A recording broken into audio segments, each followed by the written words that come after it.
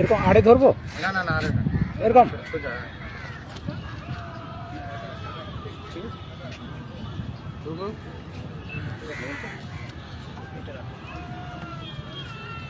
নমস্কার। আমরা এসএসসি 2016 প্যানেলের যোগ্য শিক্ষক শিক্ষিকা শিক্ষাকর্মী যোগ্য এটিং নট কল ফর ভেরিফিকেশন এবং অনশনকারী মঞ্চের পক্ষ থেকে হাওড়া পুলিশ কমিশনার মাননীয় যিনি আছেন তাকে অ্যাড্রেস করে আমরা চিঠি দিয়েছি গত 29শে জুন। আমরা এর আগেও বলেছি যে আমরা আগামী 14ই জুলাই যেই দিনে স্বৈরাচারী দুর্নীতিগ্রস্ত সরকার বাস্তির দুর্গের পতন হয়েছিল সেই একই দিনে 14ই জুলাই 14 তারিখ 14 তলায় যাব। কেন যেতে হচ্ছে? দীর্ঘ হাইকোর্টের সিঙ্গেল বেঞ্চ, ডিভিশন বেঞ্চ, দীর্ঘ সুপ্রিম কোর্টের লড়াই, তারপরে যোগ্যদের চাকরি চলে যাওয়া, রাজ্য সরকার কেবল এবং কেবলমাত্র অযোগ্যদের পাশে দাঁড়ানো, দীর্ঘদিন রাজ্যের মাননীয় মুখ্যমন্ত্রীর সাথে আমরা সাক্ষাৎ চেয়েছি, আমাদের সুনির্দিষ্ট দাবির ভিত্তিতে আলোচনা চেয়েছি, তিনি আলোচনা করছেন না। আমরা তার সাক্ষাৎ এবং আলোচনা এই দুটোই চাই। যোগ্য চাকরি ফেরাতে হবে, তার ভিত্তিতে আলোচনা হবে। আমরা বিধানসভা অভিযান রেখেছিলাম, মাননীয় স্পিকার মহোদয় এবং নির্মল ঘোষ তারা দুজনেই বলেছেন রাজ্যের মাননীয় মুখ্যমন্ত্রীর সাথে নাকি আমাদের বসাতে চান, কিন্তু বসান। যাই হোক, এই অবস্থায় আমরা আগামী 14ই জুলাই হাওড়া ট্যাক্সি স্ট্যান্ড থেকে 22 এবং 23 নম্বর প্ল্যাটফর্ম হয়ে হাওড়া ময়দান হয়ে জিটি রোড ধরে আমরা কাজীপাড়া হয়ে নবান্ন মুখে আমাদের শান্তিপূর্ণ মিছিল যাবে। যদিও প্রশাসনের সাথে যে কথা হয়েছে সে কথা আমরা মানব যদি রাজ্যের মাননীয় মুখ্যমন্ত্রী আমাদের যোগ্য চাকরিহারাদের সাথে তিনি আলোচনায় বসেন সুনির্দিষ্ট দাবির ভিত্তিতে। যোগ্যদের চাকরি ফেরাতে হবে, ওএমআর এর ভিত্তিতে যোগ্যদের চাকরি ফেরাতে হবে। এই ওএমআর থেকে যোগ্য তালিকা নিয়ে প্রত্যেক যোগ্যজনের চাকরি বাঁচাতে হবে। এই ওয়ান পয়েন্ট ইস্যুতে আমরা নবান্নের 14 তলায় যাব। যেমন করে বাস্তিল দুর্গ গুড়িয়ে দেওয়া হয়েছিল ঠিক একইভাবে আমরা সংকল্প নিয়েছি, আন্দোলনের মাধ্যমে আমরা গড়াবো। সময় সব কথা বলবে, দেখবেন সেই দিন আমরা কি করতে পারি। রাজ্যের সরকার মাননীয় মুখ্যমন্ত্রী ভেবেছে শিক্ষকরা কি করতে পারে, শিক্ষক শিক্ষাকর্মীদের অবহেলা করলে তার পরিণাম যে কি ভয়ঙ্কর হবে 14 তারিখ বাংলার মানুষ সেই সাক্ষী থাকবে। আমরা বলেছিলাম যে রাজ্যের মাননীয় মুখ্যমন্ত্রী আপনি আমাদের সাথে দেখা করুন, যোগ্যদের চাকরি ফেরান। আপনি যদি না করেন 14 তারিখ আমরা যাব। পুলিশ যদি প্রতিরোধ করে, আমরা সেই বাধা দেয়, আমরা সেটাকে প্রতিরোধ করে এগোবো। আমরা বলেছি আপনার কাছে আছে গুলি, আমাদের কাছে আছে বুক, আমরা নিশ্চয়ই সেদিন পেতে দেব। আর আমাদের রক্তের উপর দাঁড়িয়ে আবার নিশ্চয়ই পশ্চিমবাংলায় ক্ষমতা আসার স্বপ্ন দেখবেন। সুতরাং বেশি বক্তব্য নয়, আমরা আগেও বলেছি পুলিশ প্রশাসনের সাথে যা কথা হয়েছে আমরা মানব। ওয়ানলি ওয়ান কন্ডিশন, আমরা কেবল এবং কেবলমাত্র রাজ্যের মাননীয় মুখ্যমন্ত্রীর সাক্ষাৎ, আলোচনা এবং যোগ্যদের তালিকা নিয়ে যেন আলোচনায় বসেন। অন্যথায় কোনো অজুহাত, কোনো কথা ডান দিকেও যাবে না, বাদিকে যাবে না। আমাদের সিদ্ধান্ত ওটাই ফাইনাল, কোনো নড়চড় হবে না। আমরা নিশ্চয়ই পুলিশ প্রশাসনের কথা মানছি, মানব। দেখা যাবে সবটা পুলিশ মন্ত্রীর নাম মাননীয় মুখ্যমন্ত্রী শ্রীমতী মমতা বন্দ্যোপাধ্যায়। সুতরাং নির্ভর করে তার উপর তিনি গুলি চালাবে না সন্তানের মতো ডেকে নেবে। দুটো রাস্তাই খোলা থাকলো, আমরা কিন্তু যাবই। আমাদের কথার এক চুল নড়চড় হবে না। যোগ্যদের চাকরি ফেরাতে হবে। যোগ্য শিক্ষাকর্মীদের মুখে ভাত নেই, সন্তানদের মুখে তুলে দেবে জানা নেই। আপনাদের বলি, আমরা দুটো মামলা করেছি সুপ্রিম কোর্টে। একটা 22 লক্ষ ওএমআর মিরর ইমেজ কপির পাওয়ার মামলা, যার ডায়েরি নম্বর 30303/2025, সেই মামলার ডিফেক্ট কিওর হয়েছে, কেস নম্বর পড়েছে। একটি বেআইনি নোটিশ মামলা, সেই মামলার ডিফেক্ট কিওর হয়েছে, তার ডায়েরি নম্বর 32408, তার কেস নম্বরও পড়েছে। সুতরাং লড়াইটা বৃহৎ। বাংলার সমস্ত অংশের মানুষ, আমাদের চাকরিহারারা, বিশেষ করে যোগ্য এটিং নট কল ফর ভেরিফিকেশন অনশনকারীরা, আপনারা সকলেই দুপুর 12টায় হাওড়া ট্যাক্সি স্ট্যান্ড থেকে, হাওড়া স্টেশনের ট্যাক্সি স্ট্যান্ড থেকে বেলা 12টার ঐতিহাসিক মহামিছিলে আপনারা অংশগ্রহণ করুন। রাজ্য সরকার যতই স্বৈরাচারী হোক না কেন, আমি আপনাদের কথা দিচ্ছি, রাজ্যের মুখ্যমন্ত্রী কিচ্ছু করতে পারবে না। আমরা উঠতে উঠতে সেদিন নবান্নের 14 তলায় যাব। এইটুকুই বক্তব্য। যোগ্যদের চাকরি না ফেরালে নিস্তার নেই। ওই চেয়ারে বসে ওই চেয়ারের পায়াগুলো ভেঙে চুরমার করে দেবো বলে রাখলাম। এটা কথার কথা নয়, আপনারা দেখবেন সহ্যের সীমা ছাড়িয়ে গেছে। নমস্কার। বলছি, গতকাল পরশু দিনকে ডিভিশন বেঞ্চের রায় আপনারা দেখেছেন, কি বলবেন? ডিভিশন বেঞ্চ যেভাবে বলেছে যে অযোগ্যদের নিয়ে বা টেন্টেডদের নিয়ে যেভাবে সরকার এবং কমিশন নিয়ে আপনাদের, রাজ্য সরকার অযোগ্যদের পাশে, তার কারণ অযোগ্যরা তো টাকা দিয়ে চাকরি পেয়েছে। এখন এদের যদি টার্মিনেট করে বা এদের পাশে যদি না দাঁড়ায়, ধোলাই দেবে তো, সরকারের গদি পড়ে যাবে। সেই জন্য নির্লজ্জ সরকার, চাকরিচোর মমতা বন্দ্যোপাধ্যায় একেবারে সরাসরি তার অ্যাডভোকেট জেনারেলকে কাজে লাগিয়ে দিয়েছে যে অযোগ্যদের বাঁচা। আপনার যদি এত দরদ থাকে, আপনি তাদের জন্য আলাদা পরীক্ষার ব্যবস্থা করছেন না। সুপ্রিম কোর্ট বলেছে দোজ হু ডিজেবল, তাদেরকে এসডিএস সেকশন এবং আদার কনসেশন দিয়ে, আর যারা not specifically found to be tainted তাদের ফ্রেশ সিলেকশন করবে। আপনি করছেন না। আপনি এটা না করে একটা ফন্দি বিক্রি করে এমএ ফাইল করে নিয়ে আসলেন, সেই এমএ ফাইলে যা লিখিত নিয়ে আসলেন সেটাও করছেন না।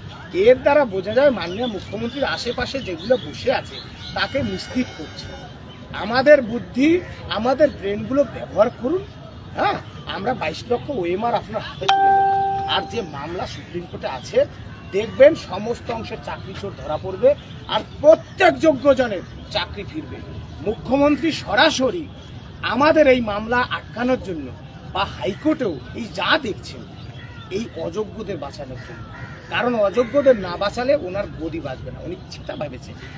সরকার আদালত বলেছে যে সরকারি চাকরিতে প্রতারকদের উৎসাহিত করা এটা রাষ্ট্রের মৌলিক নীতি হতে পারে। যারা প্রতারক তাদেরকে যেভাবে উৎসাহিত করা হচ্ছে, এটা রাষ্ট্রের নীতি হতে পারে।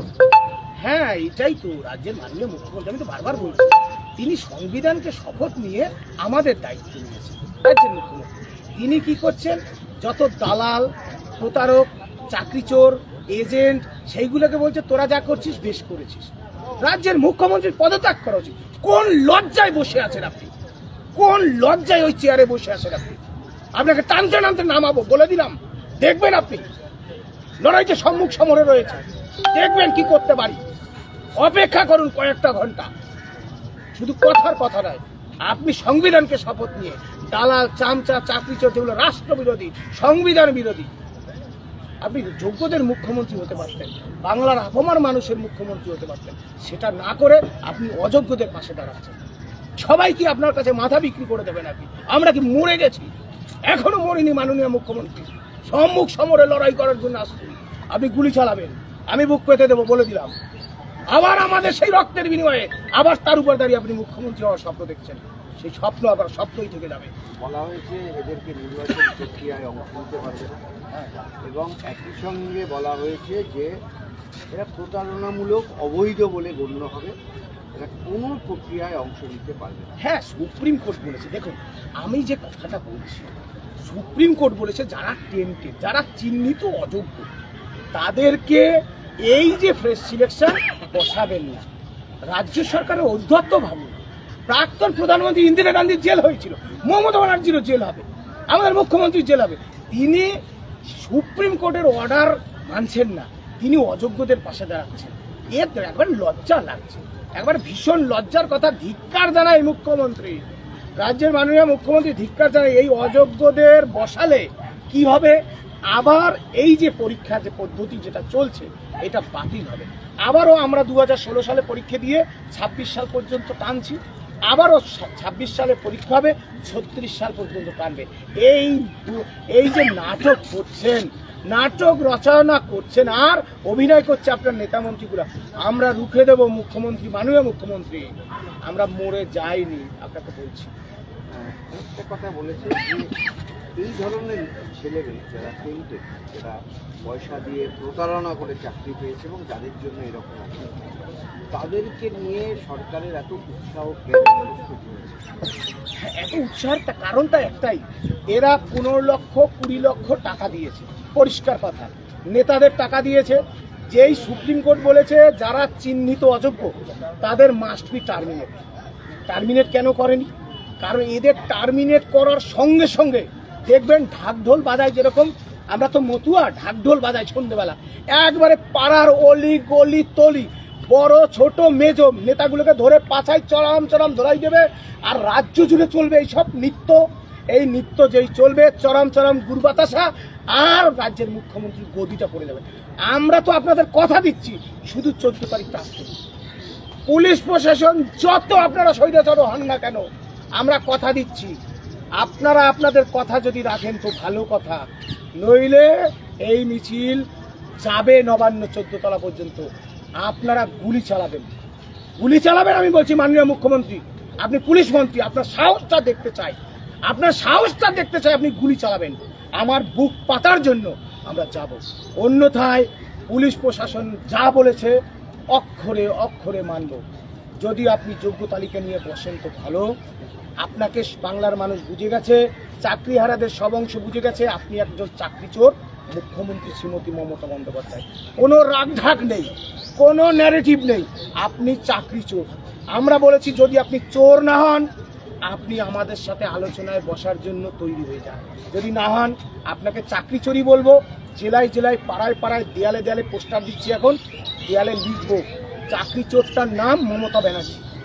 পৃথিবীর ইতিহাসে সব থেকে বড় চাকরি চোরের নাম কি? মমতা ব্যানার্জি। দেয়ালে দেয়ালে লিখবে, যদি বেঁচে থাকে। আপনাকে সুরক্ষা দিতে বলেছে রাষ্ট্রপতি মহোদয়, সুরক্ষা দিন, হ্যাঁ, নইলে বাংলার মানুষ আপনাকে ছাড়বে না। চিঠি আমাদের জানা আছে। হ্যাঁ, কত লোক হবে মনে করছি? আমাদের চাকরিহারারা সব অংশের এখানে থাকবে, সবার আসার কথা। হাইকোর্টে একটা মামলায় অনেকে ফেসে গেছে, তারা জানিয়েছেন, আমি সে কথা বলবো। যারা আসেনি সে কথা আমার বলার নয়, তারাও দেখবেন চাকরিহারাদের সমস্ত অংশ, তারা বলবেন যে এই নবান্ন চলো, তাতে ইতিমধ্যেই গতকাল প্রশাসনের সাথে তারাও ছিল, সবাই থাকবে। কে থাকলো জানি না, আমার চাকরি চুরি হয়েছে, আমার হাঁটুর জোরে, কোনো দলীয় রাজনীতির ইন্ধন ছাড়া আমি যাব। আমার চাকরি ফেরাতে হবে, আমাদের চাকরি ফেরাতে হবে, যোগ্যদের, সকল যোগ্যদের চাকরি ফেরাতে হবে। নিস্তার নেই মমতা ব্যানার্জি আমাদের মুখ্যমন্ত্রী, পরিষ্কার কথা। পারুন তো আলোচনায় বসুন, না পারুন তো লড়াইয়ের জন্য অপেক্ষা করুন। দেখবেন যে লড়াইয়ের দোহাই করেন, ওই লড়াইয়ের বিন্দু বিন্দু রক্তে শিরায় শিরায় আমাদেরও বলছে। একেবারে সম্মুখ সমরে লড়াইটা দেব। ধন্যবাদ। ঐক্যবদ্ধ আন্দোলনের একটা বীজ বপনের চেষ্টা হয়েছে, সেটা কি ব্যর্থ হলো? নবান্ন অভিযানের আগেই কি আপনারা ব্যর্থতা পর্যবেসিত? ব্যর্থতা নয়, দেখুন, একটা নাটুকে আন্দোলন আর একটা প্রকৃত আন্দোলন সবসময় পার্থক্য থাকে। ঈশ্বরচন্দ্র বিদ্যাসাগরের কথাও মনে থাকে, বিধবা বিবাহ আইন প্রচলনের সময়। আমরা লড়ছি চোর, দুর্নীতিগ্রস্ত, স্বৈরাচারী, মিথ্যাবাদী রাজ্য সরকারের দুর্নীতির বিরুদ্ধে। কেবল এবং কেবলমাত্র 1 পয়েন্ট, যোগ্য চাকরি ফেরানো। সেই লড়াইয়ে যারা থাকবে স্বাগত। মিছেমিছি যারা লড়াই যদি কেউ করে থাকে, তারা দেখুন, আমরা লড়ছিলাম, কেউ বলছে আমরা সরকারের পক্ষে আছি, সরকার তো আমাদের পাশেই আছে। কি পাশে আছে বলেন? এতদিন ধরে এখনো রাজ্য সরকার অ্যাডভোকেট জেনারেলকে দিয়ে বলছে আপনি অযোগ্যদের জন্য বলুন, এরা যাবে কোথায়? আমি তো বলছি ওরা যাবে কোথায়? ওদের জন্য আলাদা পরীক্ষার ব্যবস্থা করুন, নিন না। ওদের কে বারণ করেছে? আপনি সুপ্রিম কোর্ট যা বলেছে যে ফেস সিলেকশন করতে, যারা not specifically found to be tainted আর যারা ডিজেবল, তাদেরকে এজ রিল্যাক্সেশন আর কনসেশন দিয়ে নিন। এটা না নিলে আপনাকে ছেড়ে দেব? কে ছেড়ে দেবে আমি জানি না, আমরা ছাড়বো না। এটা পরিষ্কার কথা, পরিষ্কার ন্যারেটিভ। সুতরাং আমার ভাগের একটা লড়াই হয়, আমার চাকরি গেছে, অনেক কষ্টের চাকরি, আমার ভাগের লড়াই দেওয়ার জন্য যাব। দেখবেন কজন হবে কি না হবে, এগুলো তো সামনে সবার আপনারা দেখতে পাবেন। আমাদের অনেকে বিদ্রুপ করে বলছেন ওরা তো 20 জন বিধানসভা অভিযান করিনি, সেই আন্দোলনে ভর করে বিধানসভা স্পিকার মহোদয় দেখা করেনি। বাপ বলে দেখা করে, বাপ বলে আমি বলছি, আপনারা শুধু ভিডিওটা রেখে দেবেন। রাজ্যের মুখ্যমন্ত্রী বাধ্য, নইলে চেয়ারের পায়া আছে 4টে, ভেঙে দেবো, ভাঙবো। আমি আর কথা ভাইলেন্সের কথা বলতে চাই না। আমরা পেন ধরেছি, আমরা মাস্টার, যে হাতে ধরেছি পেন সেই হাতে বাঁধবো আমি বোমা, সেই হাতে ধরবো আমি অস্ত্র। কারো বাবাও ঠেকাতে পারবে না, কারো বাবাও ঠেকাতে পারবে না। আমি বলছি এখনো আইন মেনে আছি। পুলিশকে চিঠি দিয়েছি, মানে কি আইন মেনে যাব। মাননীয় প্রশাসন আপনারা আমাদের এগিয়ে নিয়ে যান। আমাদের জীবন সংকটে শুনবে না, বাকি জীবন পড়ে রয়েছে, বাকি জীবন পড়ে রয়েছে। মমতা ব্যানার্জির লালগড়ের আন্দোলন মনে নেই, অনেককে ব্যবহার করে আসেনি, আমরা সেই সময় ছিলাম না। আমরা কি ভুলে গেছি বাংলার ইতিহাস? বললাম, যেটা বলেছি সেটাই করব, কোনো নড়চড় হবে না। আমাদের বক্তব্য যা বলছি রেখে দেবেন। এই কথার এক চুল এদিকেও হবে না, ওদিকেও হবে না। ফাইনাল 14 তারিখ 14 তলা নবান্নের দম্ভ ভাঙব আমরা, চাকরি হারারা। নমস্কার।